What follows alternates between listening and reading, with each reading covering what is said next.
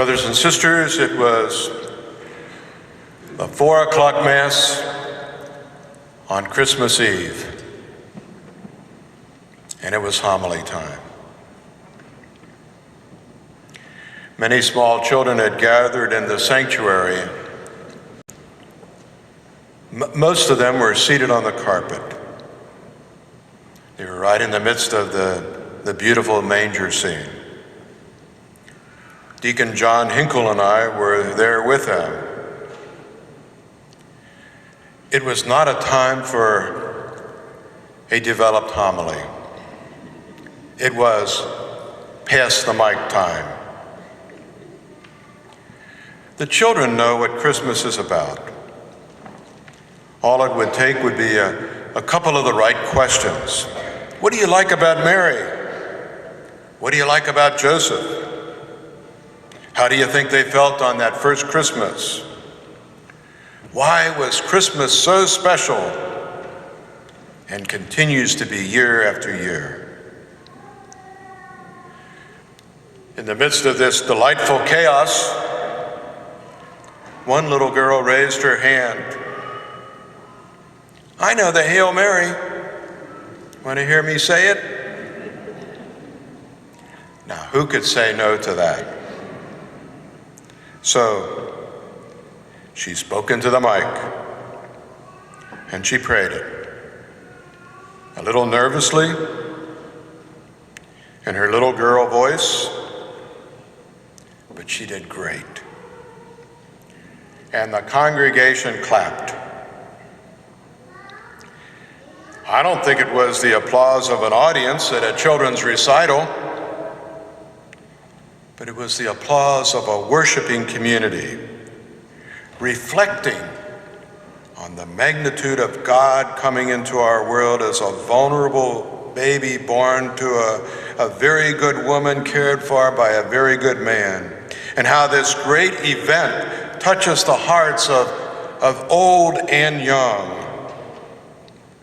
and how we are all inclined to say, "Oh, Mary, you are so blessed, so full of grace.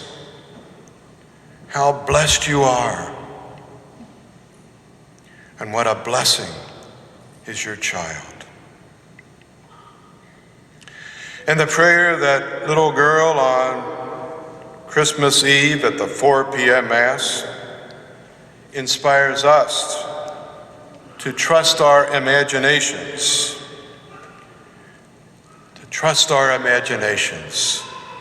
as we give texture to sacred history and trust the extension of sacred history into the year 2020.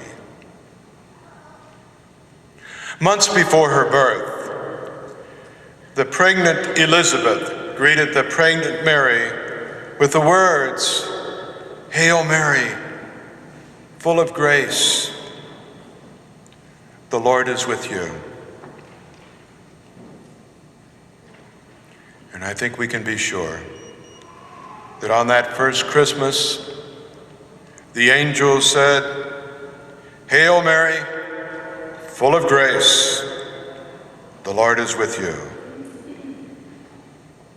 And the shepherds also said it as they spoke in their own way, "Hail Mary, you are so full of grace. The Lord is with you. Blessed is the baby that you've delivered."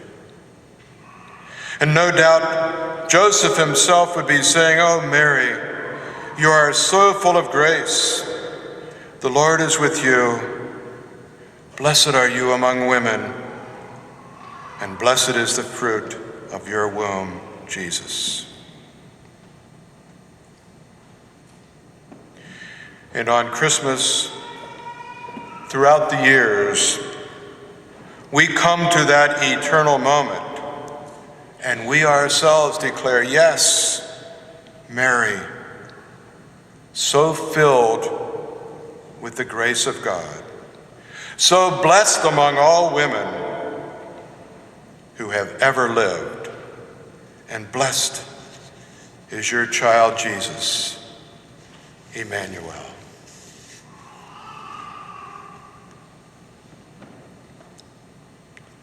A week later, it was 4 o'clock again.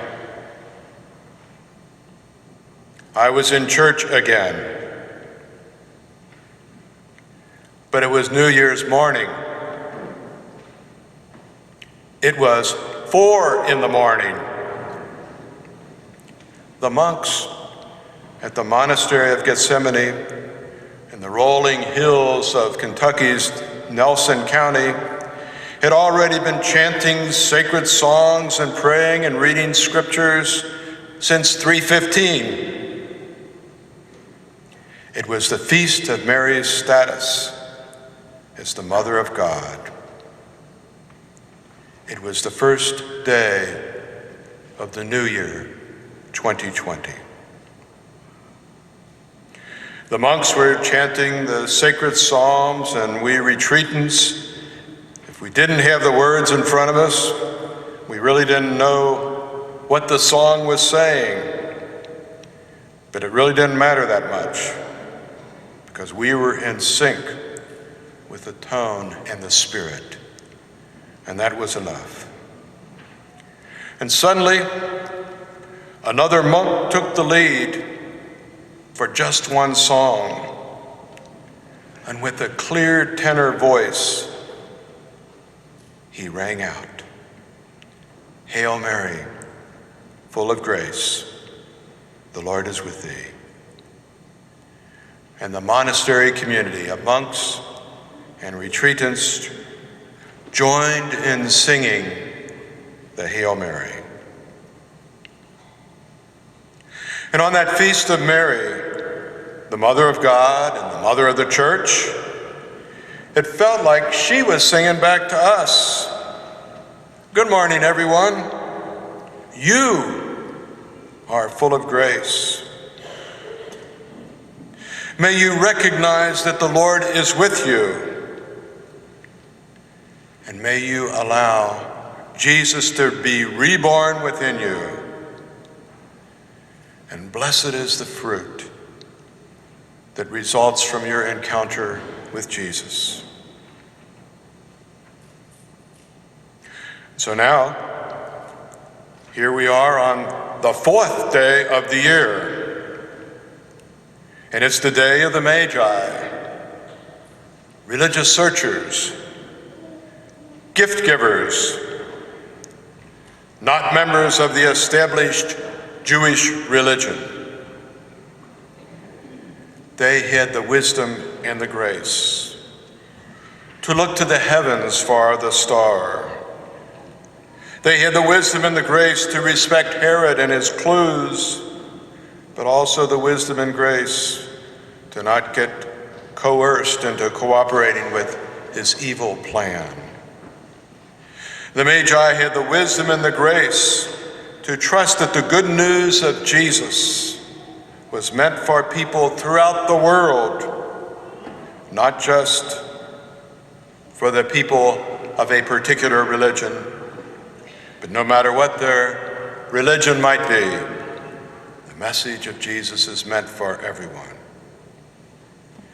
Tradition tells us that their gifts represented their understanding that the little baby would be a great king and would do great things, but would suffer and die, and then rise from the dead and live in even greater glory. The incense symbolized the sacredness of the life and sacramentality of this king. The myrrh, or perfume often used to make the odor of tombs less unpleasant, symbolized the life snuffed out by the crucifixion and relegated to the grave. And the gold symbolized the glory of the risen King, establishing him as the King of Kings. The Magi came, and their homage to Mary would have had a similar message. Hail Mary, beautiful mother, You are so blessed. You are full of grace. You are so blessed among all the women of the world, among all the women of all time. And the child that you are holding, the child we caress and kiss, this child to whom we give gifts, he is blessed beyond the imagination of the wisest person who has ever lived. And once again, Mary would say, and blessed are you who have journeyed so far. Blessed are you who have yearned so deeply. And blessed are you who allow my son to be your king.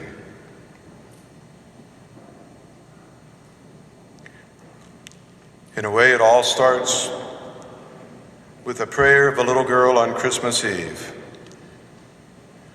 Our imaginations are released so that we can see with the eyes of faith, and to live as adults who day by day draw from the Spirit of Jesus inside of us. On this feast of the Epiphany, I suggest that Mary is inviting you and me to see with the eyes of faith, to realize just how blessed we are, men and women with varied levels of wisdom, people who are on a lifelong journey of faith, people who sometimes see sacred signs, people who are tempted to collude with the powers of fear and evil,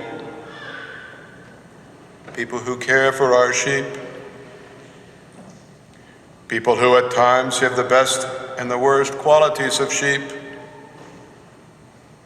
In many ways, we are just like the shepherds and the magi, and we are most like them as we also come to Joseph and Jesus and Mary.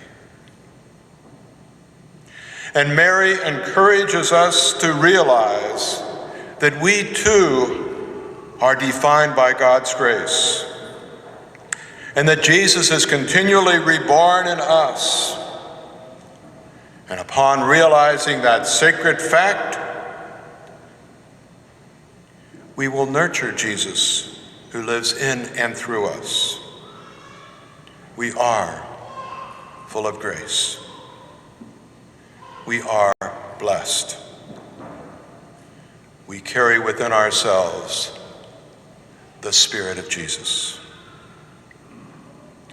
May we have 2020 vision as we desire to see and to follow the way of Jesus.